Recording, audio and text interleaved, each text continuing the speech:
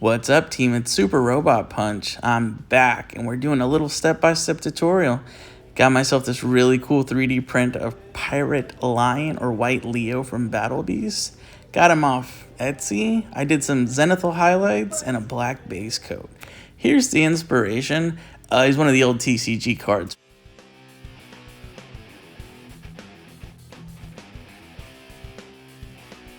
So, full disclaimer, I'm not a pro at painting miniatures or semi-miniatures because this dude's kind of big. I just like doing it. So if you get your hands on something like this, you want to do it your own style, by all means, guys, do it up the way you want it. I use the combination of contrast paints and regular paints. I don't remember the contrast paint off the top of my head. And I'm on painkillers because I just had surgery. Hint, hint. So just kind of a stream of conscious sort of thought here with the painting. I guess I'll get a little bit of my thoughts out on the whole Battle Beast thing. I'm so sad that I was born in 91 and I missed the whole Battle Beast craze. I'm starting to collect them, and it's dangerous, right? Because they're so expensive if you want them complete with the little rub symbol and all that other stuff. But they're super cool, and I just like, it's like warrior animals from like the 80s. Like, how can you beat it? How is there anything better than that out there, you know? Like, it's just such a cool thought process.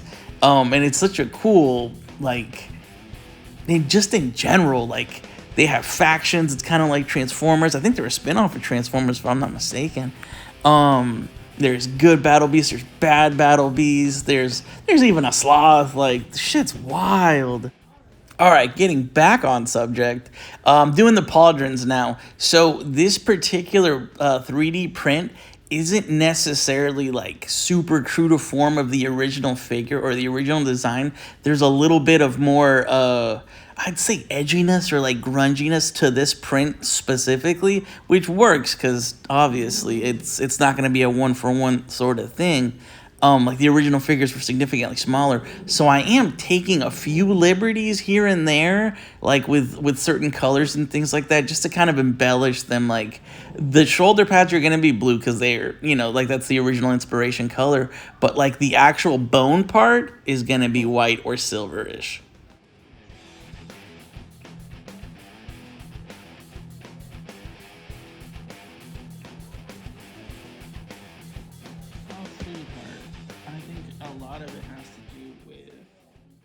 And for pauldron number 2, it's more of the same. I'm just being very careful to not sort of get that contrast blue to bleed over, literally exactly how I did just there, onto the parts that I'm eventually going to trim out in like yellowish gold color. That's the cool thing about contrast paints. They're pretty forgiving. If you do get bleed over, let it dry, and then progressively add layers to correct whatever issue you wanted to fix. I think contrast paints are the best way to get into painting miniatures, especially something big like this, because a little droplet, you can really spread it. You can get it to fill all kinds of cracks, crevices, crevasses if you're Bear Grylls, Lion Grills in this one. I'm a dad. I make bad jokes. It is what it is. All right, we're doing a little bit more of that contrast. Again, to my previous point, you can really work it into places, and it just, like, if you add just a little bit more, it's just a little darker, it gives you that little more depth of, like, just, it just gets in there, right? And you don't necessarily have to worry about how much or how little you add, because you can always move it around, and the coverage is just incredible for this blue. I think it's a Surin contrast blue from Citadel Paints. Beautiful blue. Now, luckily, this guy's only got one eye, but I definitely had to be very careful and use a very, very fine brush to get this eye patch just colored in. Again, utilizing that same contrast paint, that Asuran blue, really just want to get it worked around in there. Again, with contrast paint, that zenithal highlight underneath does so much of the work for you, to the point where you just kind of got to set it and forget it. Again, huge advocate for contrast paints. I use like a 50-50 blend of contrast paints and regular like Citadel paints and stuff like that. I actually got my daughter tangent, get ready for a tangent. I got my daughter into painting miniatures yesterday, and she did an owl bear from Dungeons and Dragons, and it was incredible. And just contrast paints, a little bit of dry brushing, and some shades. That thing looks so dope. I'm gonna post it. I'm super stoked. She did the base and everything. Proud dad moment. Anyway, sorry. Back to Pirate Lion here. Again, just a little bit more contrast paint right out of the pot. You don't really need to dilute contrast paints because obviously, take a shot every time I say contrast paint, you'll die. But yeah, just working on this eye patch very slowly. Again, letting that Z highlight do so much more of the work for me. And we're about done with this beautiful blue. There it is, a Surin blue. It's on the pot. Again, taking a few liberties because the original figure is just red, white, little bit of red or a reddish orange, and yellow for the hair and the trim. Other than that, that's all you got. So I had to, you know, take creative liberties here with some of the paint application and some of the the gold trimming and stuff like that. I wanted him to have a more warrior-like appearance. So if you ever see any of the pouches or his wraps on his sword hand, they're done in almost like a snake bite leather. We haven't gotten to that part yet in the video, but I do kind of want to get that out there because right now it just looks great because, you know, the Z highlights are kind of showing through and I haven't applied the colors at this point in the video.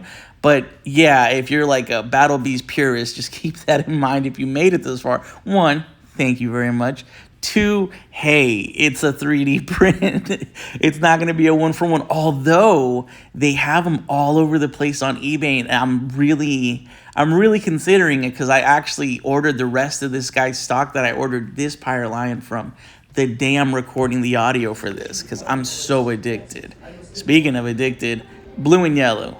These colors complement each other so freaking well, but yellow can be kind of stressful. Again, I'm using another contrast paint, but I've gone a little thicker just due to the fact that I am going to weather it and kind of grunge it up a little bit near his feet because he is a warrior. He's a pirate lion, for the love of God.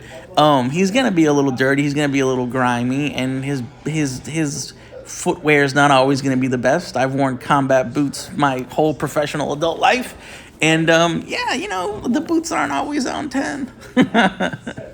Anyway, yep, another like I said, contrast paint, just working that just in there as easily as possible. With something this big, you have room for error in the sense that if you jack it up, it's going to be very easy to see. But on that same token, you have more space to kind of make things work out. And it's like a 3D print at this scale can be pretty forgiving, just in the sense that, yeah, you're going to be able to see things, but at the same time, you're going to be able to fix them easier too. And you can cover them up with weathering and stuff like that. Speaking of covering, my blonde boy. I thought about changing the color of his hair. I did, but I did want to keep that original inspiration kind of at the forefront of this paint job. This is the same yellow that I used on the rest of the kit.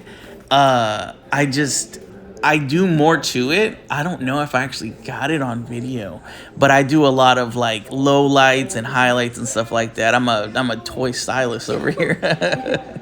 You should have seen me. I'm over there. I almost busted out the tinfoil. All right, so looking good so far. All the base colors are kind of out. Now, my favorite color, red. Yes, I was tempted to do red and yellow instead of blue and yellow. But again, I wanted that inspiration to the point where somebody from, you know, who collected Battle Beasts back in the day could see this video and be like, oh, snap, that's the lion guy I had when I was a kid that I got at KB Toys or, you know, Kmart or whatever. God, I'm old. You guys remember KB Toys? Anyway, little bit of red on the original figure. It's very minimal red. So I added more red to the crotch or the cod piece, for lack of a better term. And just a few little areas. He's got some on the vents in his armor too. Speaking of the armor, I left the hips or the rib area kind of black still to almost make it look like a bodysuit. Because again, I want it, you know, I'm taking liberties in certain areas, but I still want it to be like that almost pseudo futuristic barbarian here. Now, this is not a contrast red I'm using. I think I'm just using straight up Blood Angels red. If you guys follow my channel for a while, you'll see I'm a Blood Angels guy. I've only ever played 2 games of Warhammer, but I painted like a bajillion and 2 freaking Blood Angels miniatures. I'm a horrible tabletop gamer, but I just adore the hobby, and I have a huge passion for the miniatures. So any chance to bust out red, I'm busting out the red. I really hope that isn't a contrast red. I'm tripping now because I see the pot in the corner of the video. Uh-oh. Well, if it's the wrong red, I'll fix it later. All right, we're adding the actual fur color. I did pallid witch flesh for the fur.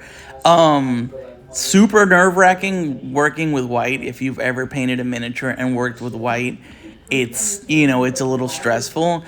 Learn the hard way. I probably should have opened up with painting his fur first and then moved on to the armor. But at the same time, working with white, I figured it would be better to go backwards to forwards, if that makes sense. Because if I get white on the blue, I can fix the blue. If I get blue on the white, it's going to take a lot of effort to fix the white. So I did kind of work backwards. That's kind of where I'm coming from. So if there's like a super experienced like miniature painter who's made it this far in the video, again, thank you. This is checkpoint number 2 for y'all. But that's why I went about it the way that I did. Again, the end result kind of speaks for itself. But yeah, I'm really happy with the white. Now, all the basing's done. I got the red, the white, the blue, the yellow, and the fur color. Now, I added a little bit of highlights, just easy work. It's all up to you though. Now, a step I feel like a lot of people skip out on is a clear coat. With the amount of time I spent on this guy and the work that I put into him and the fact that I adore the way he turned out, you always want to apply a nice solid clear coat. I use a matte Tamiya spray. Kind of pricey. It's like 50 bucks for a tiny little can, but you do get a lot of mileage from it because usually you're going to be working with smaller miniatures, not somebody huge like this. But this is the end result. He's all done. If you guys made it this far, thank you so much for sticking around. And that brings us to the end of the video. Do all the YouTube things, like, subscribe, share. Thanks a lot, guys.